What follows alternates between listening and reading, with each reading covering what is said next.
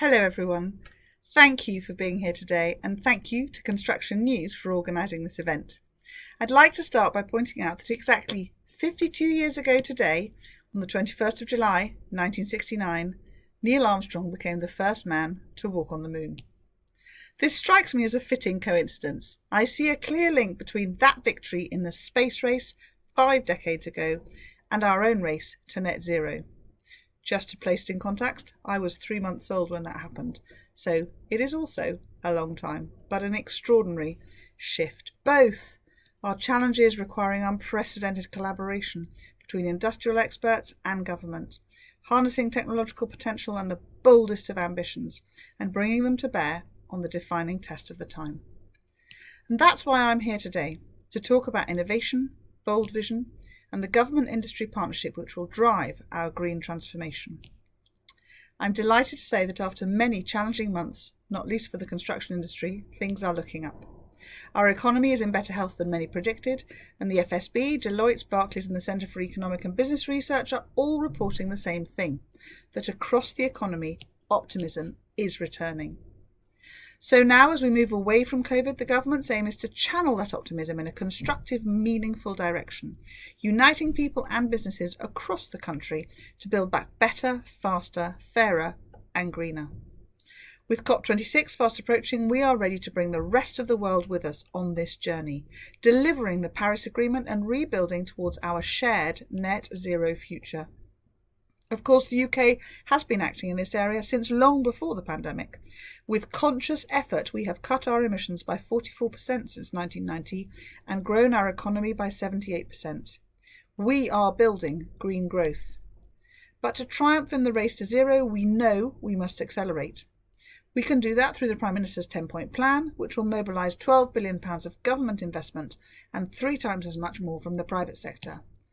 And the UK can realistically target a 68% emission reduction by 2030 and a 78% reduction by 2035, for which we have recently laid legislation.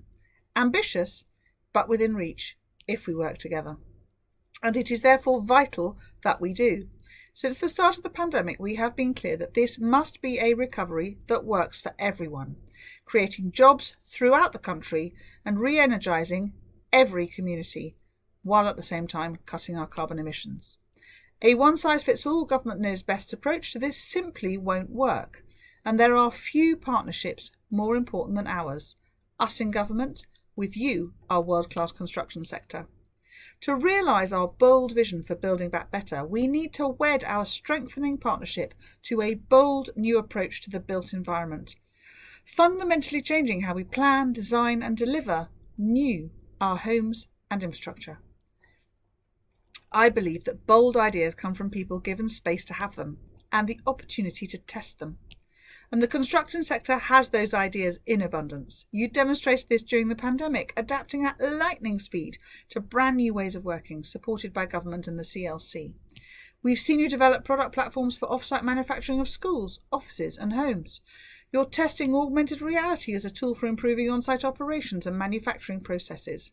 And the Active Building Centre is demonstrating projects which test energy generation and storage technologies that can be incorporated into buildings and infrastructure, creating the active buildings of tomorrow. Innovation is what UK construction does, so I have every confidence that you will rise to the Prime Minister's Net Zero challenge. And the CLC's Construct Zero initiative is your loud and clear response. As co-chair of the CLC, I'm delighted to champion Construct Zero, which is coordinating action in the sector and uniting colleagues around our shared vision for green rebuilding. And I would like to thank everyone listening for engaging with the consultation on the programme to the tune of 2,500 responses and for supporting yesterday's launch event.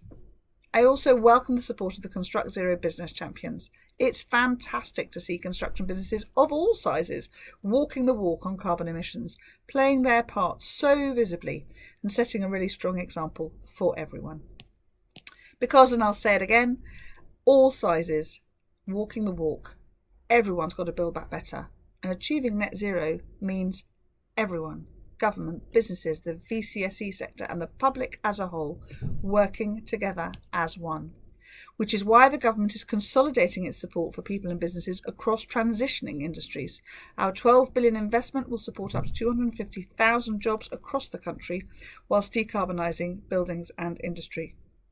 And as we do this, we are ramping up our action across the board. The 10-point plan does this incredibly well with that targeted investment and flagship ambitions.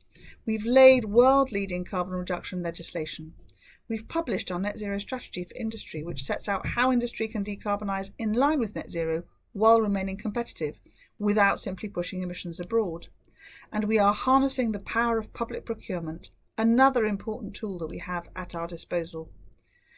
Public procurement accounts for about a third of all public expenditure, with around £292 billion spent on goods and services every year. So there is enormous potential to make better use of this spend. It's likely that going forwards, government tenders will place greater emphasis on climate change.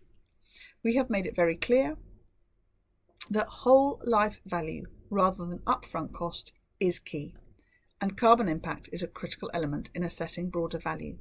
We've made great strides in recent months by publishing new measures which start to crystallise our ambition, and I want to tell you a little bit more about them today.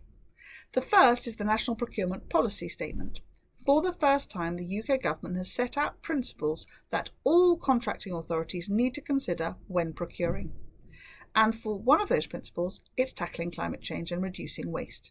The second is a new carbon exclusion measure. In essence, this means contracting authorities can exclude, at selection stage, any bidder that is not committed to net zero by 2050, does not have a net zero plan, and that's not collecting sufficient supporting data. And the third is the social value model. So for qualifying procurements, this now requires central government departments to expressly evaluate environmental, social and economic benefits as part of the procurement process. In addition, our departure from the EU opens up greater flexibilities for action.